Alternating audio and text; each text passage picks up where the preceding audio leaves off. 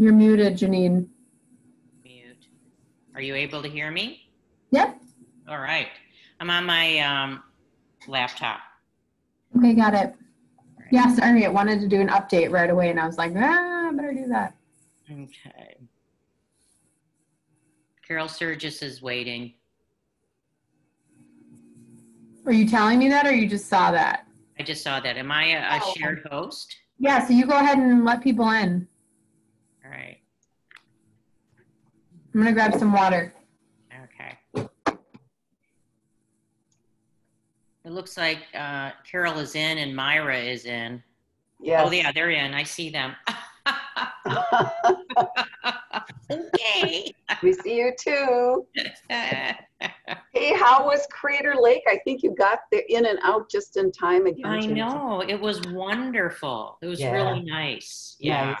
I mean, sure it was great seeing Rachel. It was quick, but I got more people in the waiting room. Let's see. Oh, yeah. I won't bother you. No, it's okay. I know how it is. So I feel a little bit like I'm crashing your party here, but I don't care. That's okay. Hey. Yeah, you got some interesting books on the list. Oh, hey. Did you see our new list? Yeah, I'm really looking forward to the Harriet Tubman one and then the Vanishing Half. I've been hearing a lot about it. Yeah. Let's see. All right. Okay. Thank you, everyone.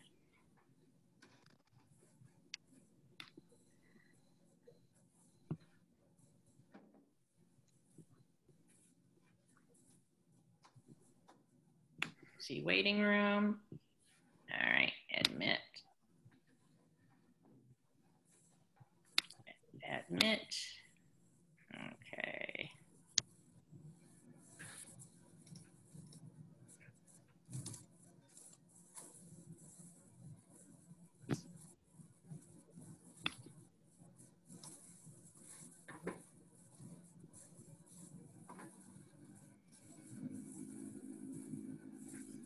Okay, I'm going to let you, Jess, admit people as they come, okay? Okay. Well, let's wait. Do you want to push to Facebook I'm going to wait first? a minute. Yeah, it's not 10:30 yet, so. Yep. But once we get started, I'll let you do the admitting. Okay, sounds good. All right. Well, I'm so glad my Mac is working again. Good. Yeah, I have it on my phone just in case.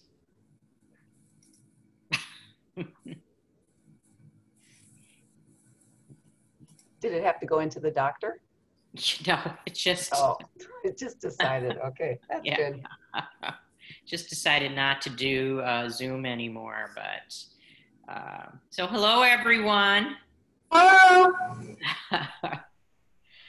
So I hope everyone got our new list. I had to make one adjustment, and that was for next month. Know My Name got a lot of press in the last month, which, I mean, it's an older book. I mean, it's from 2019. So, but it got a lot of press, and the books were not able, I couldn't get enough for us. But I have plenty of our next book, which is Ask Again, Yes. I have 9 copies at the library. So if you need a copy, just let me know, and I can get it to you. So just let me know. We've got lots. Okay, Janine, I'm waiting to go live on Facebook here. Okay, and I'll admit Sandy.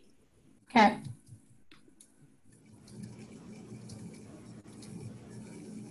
I think okay. Yep, she's in. Well, it's good that you're here. It's a gloomy day, so good place to be at book club.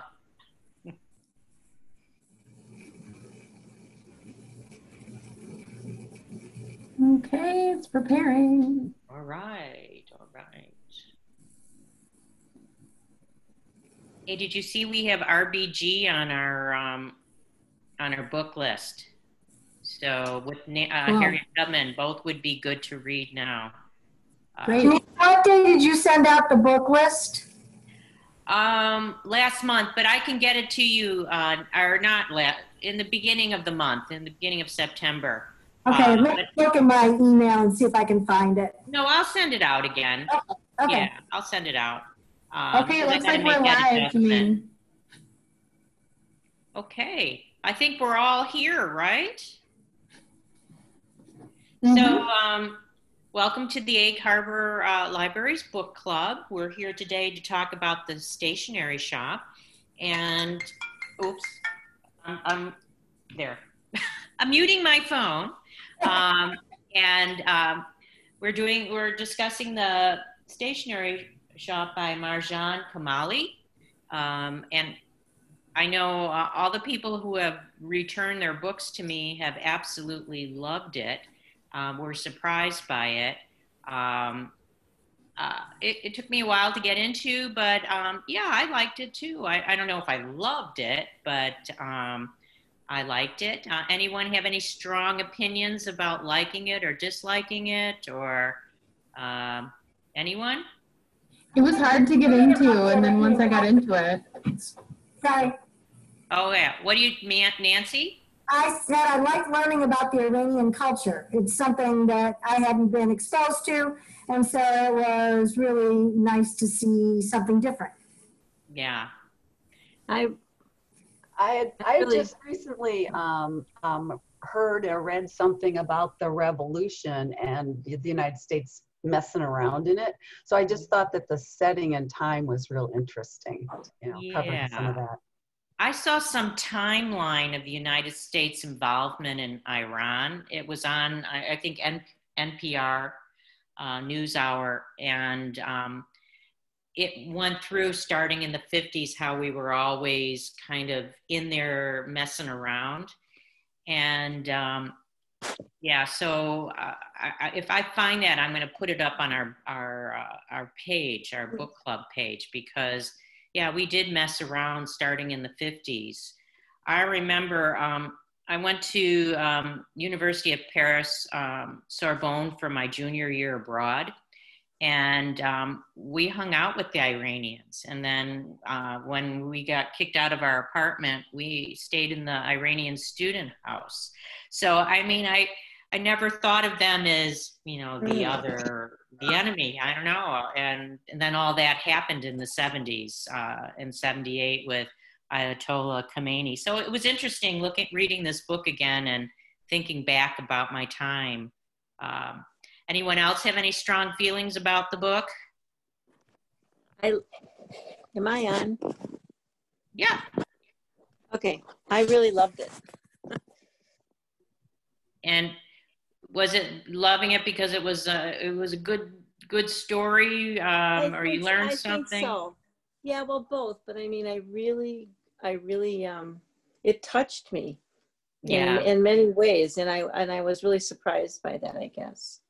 But I think going back after, being in love with someone and going back when you're 70 years old and seeing them, I mean, that whole thing and, what their lives were like and, how he always loved her. I mean, there were other things that touched me in the book, but I was really touched by it, I have to say. I think it's the best book that I personally read this summer. So. Yeah. And I think the whole definition of love was interesting. Yeah, it's okay to have those two loves, and your first love, and we go through it's okay. And her husband was such a nice guy, so accepting of this, such a smart man. I mean, and yeah, I love the food in it. I felt like I wish this was one of those book clubs where you eat and read, because I love I felt like I was smelling it. Yeah, that would have been good. Yeah. Yeah, it was really a big part of it at points. It was really all about food throughout. Yeah. Janine, I'm curious, where did you come up with this title for the group to read? Was it on some list? Yeah, I think it was on NPR's list. Ah, okay. Yeah, I used a lot of their recommendations. Yeah, because this is I don't think any other book club is doing this book, even though there's a lot of discussion questions out there, but I haven't seen it. Yeah, so it was good. Anyone else have strong feelings before we start talking about it? What you liked or disliked about the whole thing? Trissa, you're quiet. She must be frozen. I mean, She does think she's frozen. she's frozen, yeah, because she would be talking by now. So, in my last book club before coming back to the United States, I was in a German book club, and I always wanted to talk about the book, parts of the book, and it was very structured where they went around the circle and everyone had to talk before they had the questions. And I hated that. I wanted to just freely talk about it, not being so structured. So Sounds German. It was so German. Yeah. But yeah, it was, they don't have romance on it because it's not really a romance novel, which I'm glad to see they didn't put ROM on the side of the book because that would have ruined it. So, but it was across many generations and the whole stationery shop and going into the shop, and the smell of the shop, and it was very. I thought it was the whole structure of the book was real interesting, and how she really kept us guessing right until the end, kind of what really did happen. I thought that was interesting, starting kind of at the end and then going back to the beginning. Yeah, I think she's a really good writer. This is her second book, and she's won awards. She lives in Massachusetts, and she was born in Turkey of Iranian parents, and a lot of Iranians left in the 70s. So they went to the United States, Germany, Turkey, all over, and just like that's her culture. And I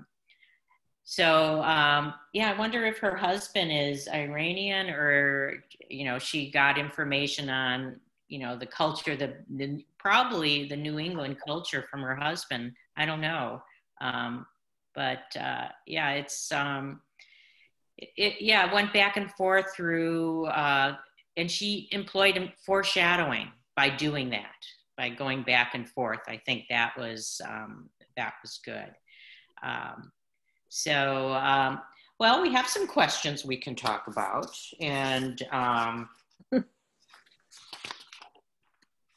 Roya, just the way between Roya and Badri, I mean, she was such a character, that Badri. Were you surprised by her character at all? I'm like, her as a young person, her as an adult, and comparing her with Roya, and how they had their first love. We don't know if that was Badri's first love, but it was interesting how they were, did anyone have any feelings about Badri's early awakening to, her in back of the market with Mr. Fakhari? I hope that's how you spell it or pronounce it. And kind of an illicit affair. And then Roya is so very careful, not holding hands. I was watching a show, and it was Passports. It's on NPR. Jess probably can help me with the name of that show. Passports. It's a cooking show with a chef from Sweden. Yeah, I think that's it. Is Passports? Okay, and so they went to Boston and they interviewed a group of Iranians in Boston. No passport required. Sorry, no passport required. And so they have dance parties in Boston to go back to the time of the 50s. And I think about her dating Bachman and how, learning the tango and dancing. And that's what they're doing in Boston, having these parties to bring back the 50s. And I thought, I just now thought about that, and how it's a free show on NPR. If you're interested, it's not, it looks like it's going to be a travel show, but it's really not. It's more of a culture show. I think it's on Hoopla. Is it on Hoopla, right? Yeah, it's on Hoopla. Yeah, it's on Hoopla and NPR. Yeah. So, what did you think about the mental illness of Badri? Everyone. Badri, to me, used her sexuality to advance herself caste-wise through the society, whereas we get to the young girl and she's very reserved and she was never that flirtatious, and so they really were very, very different in the way that they matured and went into life. And I wonder if that didn't lead to Badri's mental illness, because she used her sexuality that way. Yeah, she used her sexuality, is correct. Yeah. And then it didn't work for her. She and then forced herself to have an abortion, and then it messed with her whole life. But just thinking about mental illness in a Muslim country, or mental illness in the 50s, it was pretty hidden by the whole culture. And I think probably in the U.S. the same thing. I don't know. So it was just the family caring for her, but yeah, what did you think about that? About their caring for her?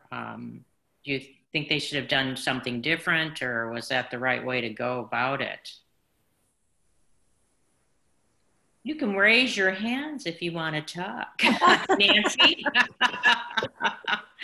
Nancy?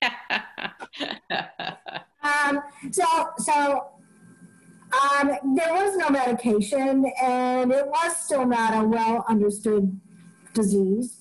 So the fact that they, the husband and the son kind of knew how to take care of her, I thought that they did a pretty good job with that. And then as more knowledge and understanding of mental illness becomes available, yes, then there's medication and then there's different treatments. But back in the 50s, I'm not sure that really existed. And different cultures handle it different. You go down south and they just, the crazy old aunt, that's fine, and you can be the way you are. So, but I would think in the restrictive culture of Iran, it would have been hard to be different. And so I think they handled it as well as they could. Yeah. I thought that the son and husband were amazingly sensitive to her. Yes. And it's to the point where I had trouble understanding where that strong bond between the mother and son came from, because I'm sure she had to be, ill right from the get-go. So, where did he develop that? But boy, he was a sweet, sweet man and sensitive to his mother. And I mean, it was such a tragedy that Roya didn't get to stay with him, because that was quite, he would have been quite the husband for her. So anyway, that was my perspective. And the whole letter writing, and then being Mr. Fakari, I knew something happened with those letters. You're like, oh, this is not good.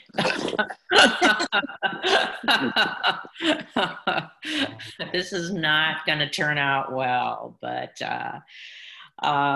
I really liked Zari, the sister. She was just like a character, you know. Yeah, she was a free spirit. A free spirit, which is Yeah. a strange thing in Iran in the 50s. But Iran in the 50s, they weren't allowed to wear the hijab. You know, they Right. and religion wasn't so strong, and that's why it was okay for them to marry out of the Muslim faith because it wasn't this strong Muslim. I don't even remember when I was in the Iranian student house ever thinking of them as a religion. You know, they were Iranian. You know, I didn't think of them as Muslim.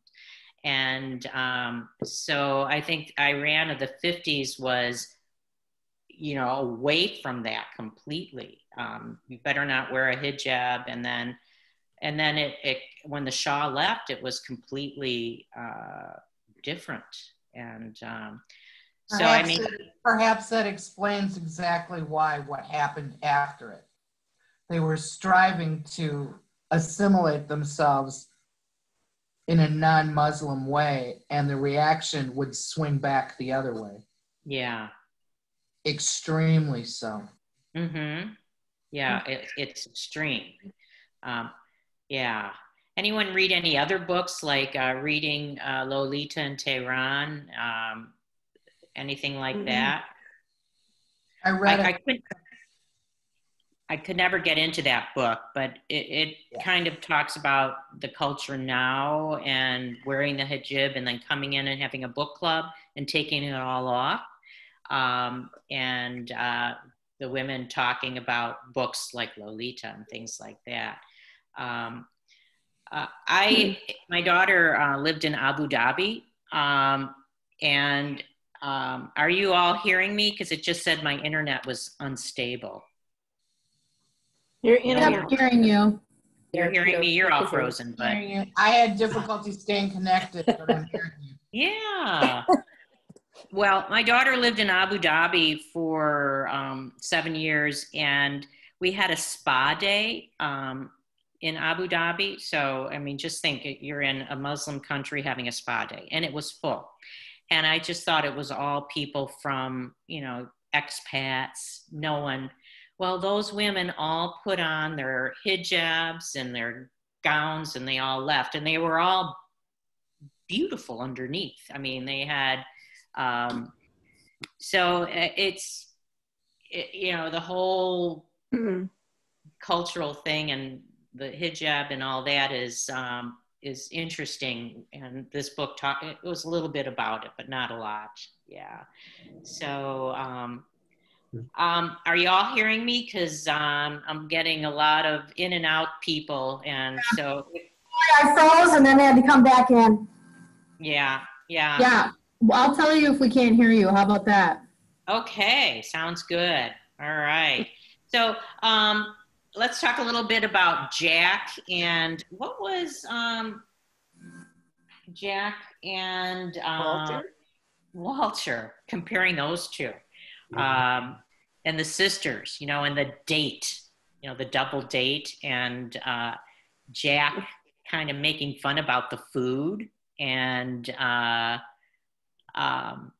yeah, the whole, I'm like, oh no, don't do that. And she's gonna really, Zari's gonna have a hard time with that guy. What did you think, Nancy? Okay, so it brought me back to my international marketing class, where I would talk about the food in different countries to expose my students to this. And their instant reaction is always, ew, I wouldn't eat reindeer meat and whatever. And I said, you know, just because you've never tasted it doesn't mean it's bad. Just because it's from a different culture doesn't mean you shouldn't try it. So Jack was the one that was, ooh, I don't want to try that. And Walter was the one, let me try it. I want to experience something new. So it was really interesting that the two sisters married these very opposite guys. Yeah. And usually you can't change a man. So I was really she really changed him, Zari, to get him to be in advertising. You know, he was this hippie poet with long hair, and then he has short hair, and Right. Yeah. it's He went a pretty corporate. hard thing to change a man. So that's the I don't only think she changed him.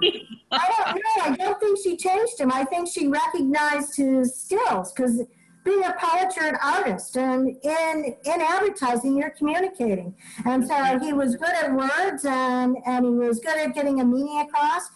And so I think he grew up, and I think she figured out what he was really good at, and he was. I just thought that relationship in the beginning was doomed. You know, like, how could she, this Iranian girl, be with this hippie? And but yeah, they ended up being this loving couple with kids, and yeah, it was, and it might be from her, the way she was raised, I'm sure.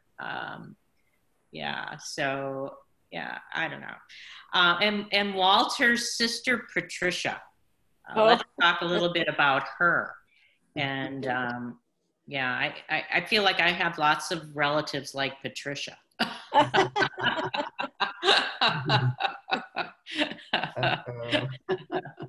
You know, they just want their time. We all do. Yeah. Yeah, she just wasn't accepting of her as part of the family, and then what Roya went through with losing her child, and again, that was foreshadowed. I go, oh no, she's going to lose this kid. I'm like, oh no, and yeah, and then her loss, and Patricia coming around. I mean, and doing the New Year's celebration, that was fantastic, you know.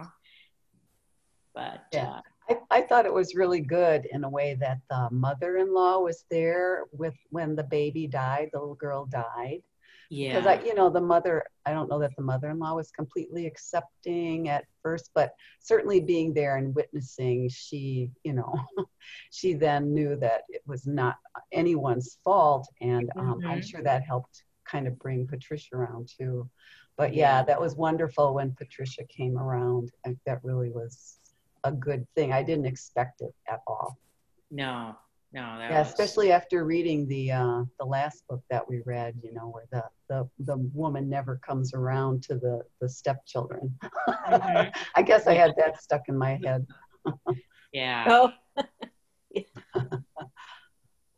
So has anyone read anything else by her? Well, she only written one book, Together for Tea. And I guess, I don't even know if I have it in the library. To make sure I get it. I'm almost finished with it. The Together Tea. Sorry, I was driving, so that's why I had my video off. But she made big strides between Together Tea and this one, I have to say. I mean. Oh, good. All right. Together Tea is nice enough, but it's pretty shallow, and it's really pretty close to being in that romance category. So it's okay. I'm listening to it. I'm almost done, but not nearly as good as the Stationery Shop, in my opinion. Yeah. Well, good. Yeah. Well, good to hear an opinion. Yeah. It's fun. I mean, it's light. It's like this one light, there's. Yeah. So. Yeah. So so we've talked about the major care. Were you surprised about of how Mr. Farkari was killed? I mean, I didn't see that coming at all. And, no. Right. And do you think when he was looking, was he trying to give her a clue to go to the different square, or? Yeah, I think that he was so. like trying to give her. I didn't know if that was if that's what was happening. I don't know, but that was surprising to me when he was killed in the square. I was surprised by that. Yeah, and such a huge crowd that he would be the one of the ones to get nailed like that. Yeah. And, it was really a shock. Mm-hmm. Yeah.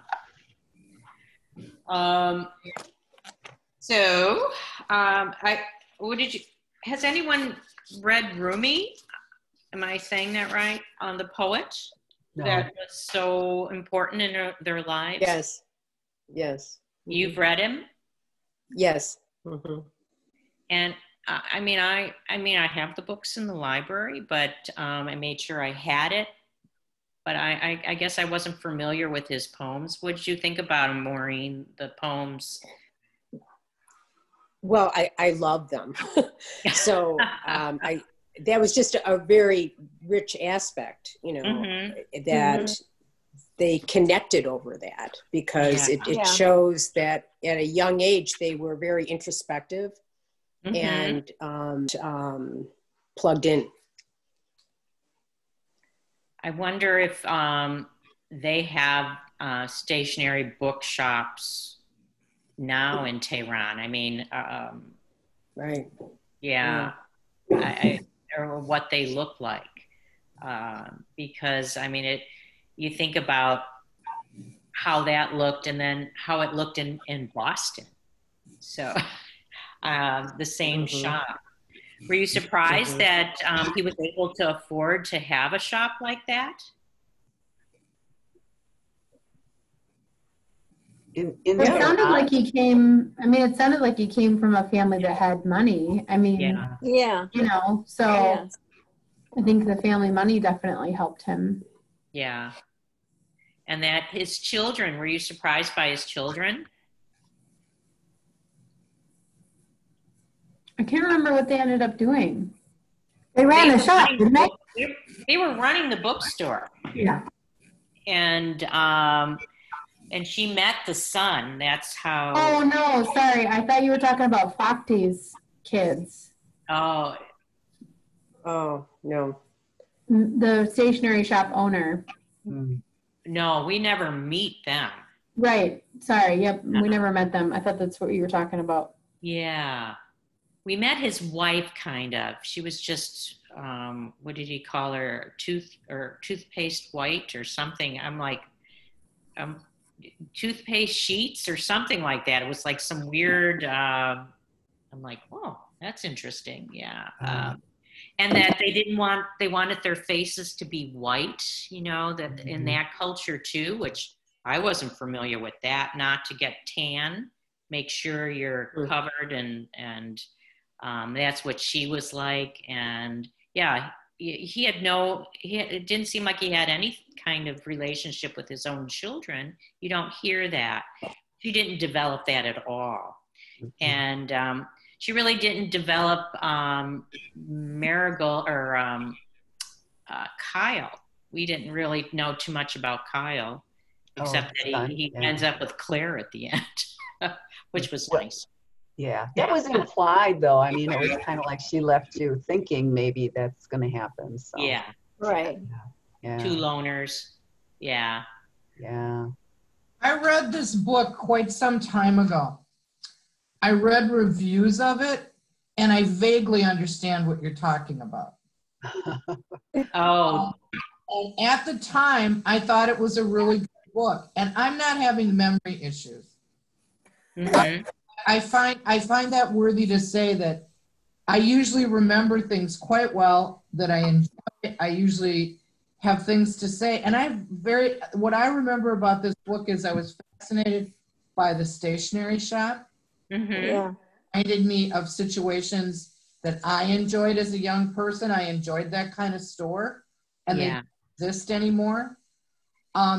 It was incredibly.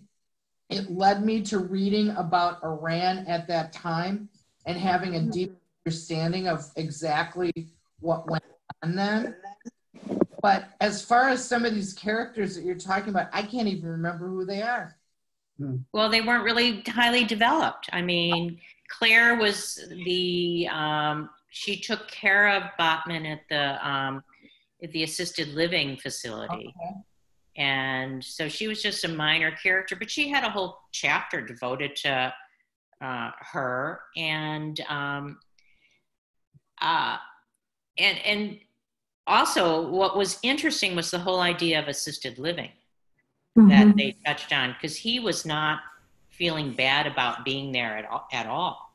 He was like, this is the place for me, and I'm accepting. My family comes to visit, because when Roya goes there, she's like, what an awful thing for him to happen to him, to be there. But it wasn't. It was more of, this is okay. And I was glad to see that, because he's the character that had the mother that was the mother that had problems, right? And he's spoken about his sensitivity. Yeah. Right, right. I think he's the guy that doesn't get the girl that he's in love with. I think this man was a very accepting human being. Yes. If life gives you lemonade, or if life gives you lemons, make lemonade, because otherwise you'll drive yourself crazy. Yeah. And I think he grew to love Shalala. What's that? You know, she was kind of not a good character either, and it was an arranged marriage, and I, in my neighborhood growing up when I was younger, there was a Sicilian family, and all the older girls were all arranged marriages. Oh, wow. And I think the first 3 or 4, they had 7 children, but the first 3 or 4 girls all were arranged marriages. And they grew to love their husbands. They're all still married, except for one.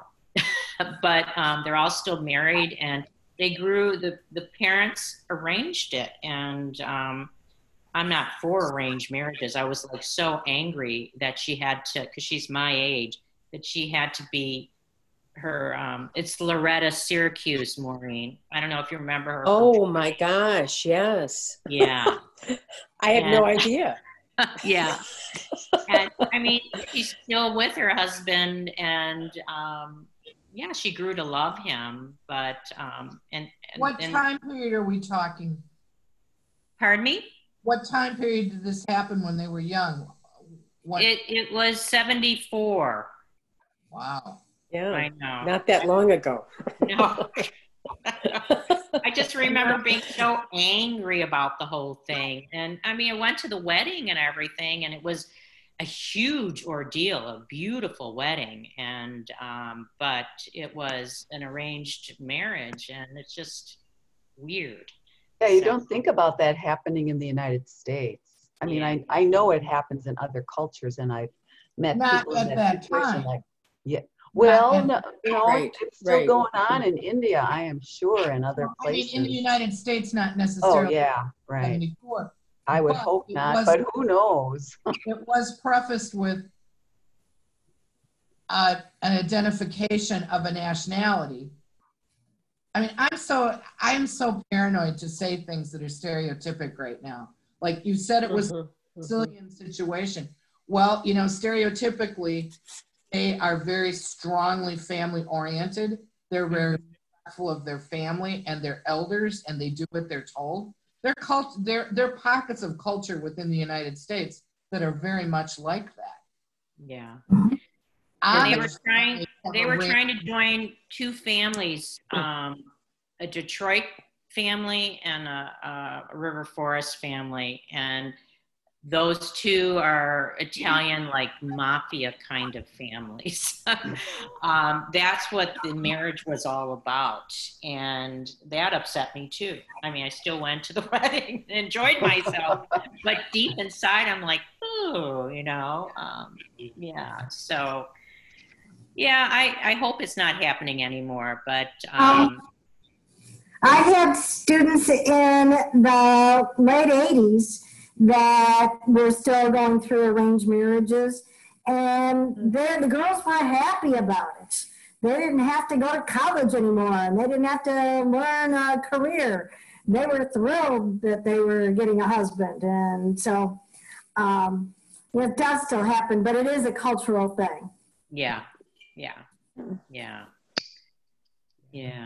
So Nancy, you just joined us. Tell us what you thought about the book. You said you liked it. She's muted. Oh, let's unmute her. Oh. There. I'm sorry. I'm Okay. joined late because I had a willing worker delivering and stacking firewood for me. Oh. So I thought he was going to come later, but he came earlier. I didn't want to turn him away. No, never turn around. I'm still feeling the stacking that I did. Well, I helped him stack. I did help him stack so it would go faster. But anyway, I actually liked the book. It took me a while to get into it because, you know, at first I thought, oh, a young love story. Do I really want to read this? But I got sucked into the cultural aspect of it, and I was interested, and I did take the time to look up what was going on in 1953 in Iran, and that interested me too. So it was a good history reminder for me, which never hurts. And I really was interested, particularly when the parents intervened so directly, or it was apparent that somebody was intervening in their relationship, but that each of them were able to go on, as you mentioned, and make their lives satisfactory and happy despite such severe and bitter disappointments. And I think that can be a lesson for all of us in many ways. I was interested and I was trying to find it, and I actually came across, by the way, right after you were talking about the sheets, she thought the sheets smelled like toothpaste. Okay. So maybe they look like toothpaste to her as well. And it's so funny, I was amazed I didn't write down this page because I was touched by it. It was towards the end, and there's a reference to life not being linear, but being circular. Did you talk about that already before I got in? No, we didn't. And that's an important, I'm sure that was highlighted if you have a Kindle. I don't have a Kindle. I have the book you sent down to me. So, I didn't write on it. It was towards the end, and I thought it was page 299, but it wasn't. So I remembered the wrong reference. Yeah, I'm looking to see if it's. I was wondering whose voice that was who said that life was circular and we become again and experience again what we experienced earlier in our lives and who we are as people earlier in our lives. I believe I remember that correctly. And I wonder what the rest of you think about that, because I thought that was a profound, it was a profound observation. And I'm wondering if we're experiencing that now, because most of us apparently are within the same age category. So I throw that open for discussion. Yeah, I remember reading that and thinking it's not so bad to be old. Sometimes I'm angry about being older, but it is a circular kind of thing. I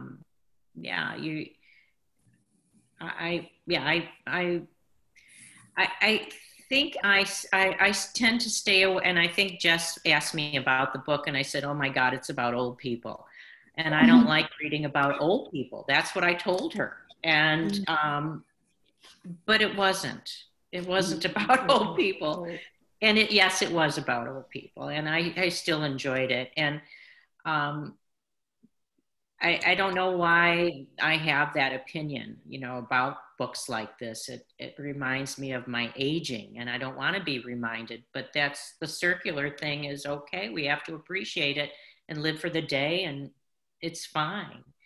I think also Gloria mentioned something about love, that it's okay to love.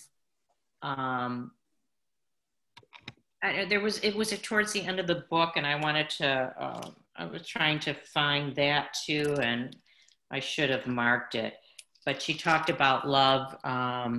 She had all kinds of loves, and they were good. The first love, and then the Walter, the strong, stable love, the forgiving love,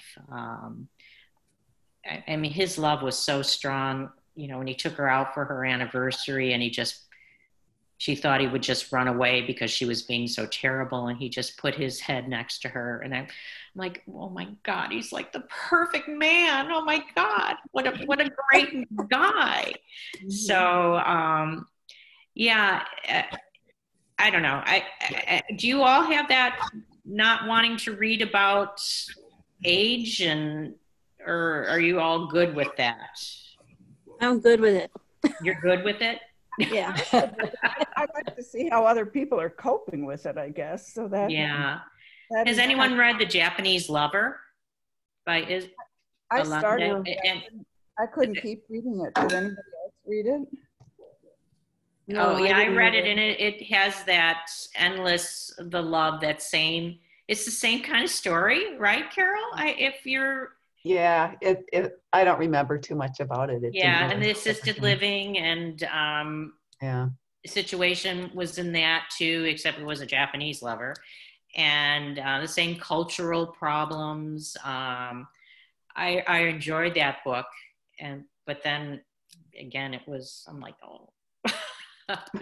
Yeah. So I have to accept and like that. And Trissa, I wanted to say, I started reading this book a month ago and I stopped because I said, I am not going to remember it for book club. Yeah. And, and then I picked it up on Saturday and read it. And I usually, because then I can't put a book. I have an illness where you can't put the book down once you start. As I recall, it was early on the list, or it was on a different place on the list. Yeah, it's moved a couple of times. Yeah. And I read it in accordance with the list. Yeah. But I gave this book to 2 other people because I said I really liked it. And they said to me, why? Oh, well, you know what? It was beautifully written. It's a beautifully written book. And it grabs you, it takes you in. I mean, I couldn't put it down. I kept reading one more chapter and then it's, 1:30 in the morning. So yeah. Well, I loved the book when I read it, but I read it when Trissa did. We read it at the same time in sequence. Okay. So I know, I'm sorry. The whole COVID thing messed with our reading schedule. Yeah.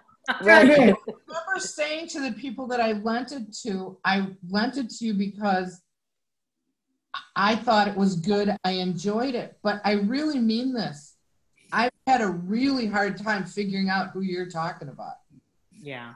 I thought that this, you'd start talking about it and I just remember it because I really liked it.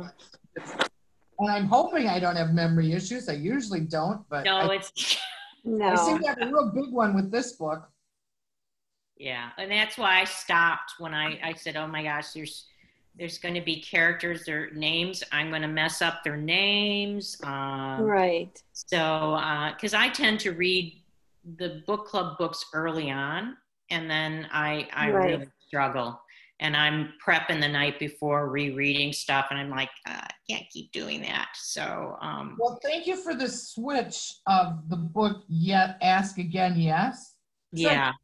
I just finished that one. So I'll be up to snuff, hopefully, at that. But just give us a little, Trissa, or just a little something to get us into the book. Well, I found it compelling. I started it on a Thursday and I was done with it Saturday morning, and I stayed up pretty late. Okay. That is compelling. One of the things that you brought up about acceptance and the circle that Nancy brought up, the way the next Ask Again, Yes ends, there's a discussion at the end between the major characters that, as far as I'm concerned, explains life. Oh, that's an intriguing and compelling. Yeah. Nancy, it may not be for everybody, but it explains it suits my philosophy. Mm-hmm. And I found I read it too, and I really liked it. I found this compelling months ago. Don't trust me, I don't know. I feel I don't know how the rest of you have been, but I have dealt with this pandemic by reading. And I usually really enjoy reading, but I am at the point now where I have read so many books. I have never had to do this, and it may be the aging thing, but I have never had to do it. I've had to write down what I've read. I've read, since I started, I've read nearly 35 books, which is a lot of books. Yeah. You know? I keep a notebook of the books that I read, and and then I have, you know, brief little remarks about essentially what it was, a very brief, and then whether I liked it or not on a scale of, you know, 1 to 5 is what I use. That's a very good idea. I used to do that too, Maureen, and then for some reason last year I decided to stop doing it. I don't know why, but I just decided to stop doing it. I did it for about 15 years. And then last year I decided to stop. Yes, unmute Myra. She wants to talk. Oh, Myra, we got to unmute you. Well, I can't. She's going to unmute herself. I can't. I don't have the power to unmute her. She's doing it. Okay. Yes. That work? Yep. Yes. I hear you. Okay, I wanted to make a parallel to a book I was reading at exactly the same time. I was going back and forth a couple of chapters, and I put it down and go to this other one for a few days. And there was a similarity of plot because of the parent who had an idea of who the person should marry and who they shouldn't marry. The other one is a delightful romantic comedy called Room Maid, M-A-I-D, where a very wealthy girl decides to leave her family and the protection, but they really wanted her to marry this certain guy. And she's basically sleeping on somebody's couch for a while, and then they arrange for her to move in with somebody else. But there's this parent that is really, really strongly opposing her independence and wants her back in the fold. She wants her to live with the family, but it's now contemporary in a wealthy family. And it also speaks to Crazy Rich Asians, where there was this thing about the family and who you're supposed to. That's true. Yeah. It's a theme, and sometimes when you're reading two totally different things, they come together. And while you've unmuted me, I have one more comment about poetry, about Rumi. I don't know if any of you have been stuck on America's Got Talent, but there was this amazing young man who won the whole thing as a spoken word artist. He spoke from his heart in a poetic way. It was gorgeous, and everybody voted for him all the way along. And it was so different from the acrobats and the dancers and the singers. It's just amazing. So I think there's hope for people responding to a contemporary spoken word as opposed to calling it a poem. Yeah. Just a comment. Yeah, yeah. Cool. I also, just one point about parents' arranged marriages, and Roy and Zari's parents were fantastic. You know, they wanted them to be the Madame Curie, we're going to have you do the sciences, and he just encouraged, but then it wasn't like they were forcing them, and then they gave up everything to send them to the United States to pursue, even though Roya didn't really want to go, and I was surprised at Zari, why did she want to go, you know, but great, and I think that's why they were such great young ladies and women as the story went on, was because of those parents and that home life that they had. Well, they also didn't treat her as a failure when her love relationship, which they finally accepted, or they accepted, they were against it, I think, at first, if I recall correctly, but they weren't adamant. But when it failed, when he didn't show up at the square and it was obvious that they had broken up, they didn't treat her as a failure. In their culture, that would have been so, because they were, quote, engaged, even though they hadn't met. Had they met her parents? I can't remember. The mother didn't come. The mother didn't come.